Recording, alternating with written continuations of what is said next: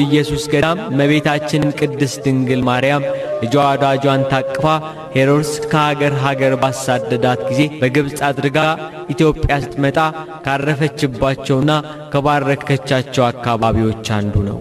ከሌላ አካባቢ በተለየ መልኩ እስከ ዛሬ ድረስ በብዛት የሚገኙት የዘንባባ ተክሎች ከእመቤታችን የስደት ዘመን ጋር የተያያዘ ታሪክ አላቸው። ولا نهي نجي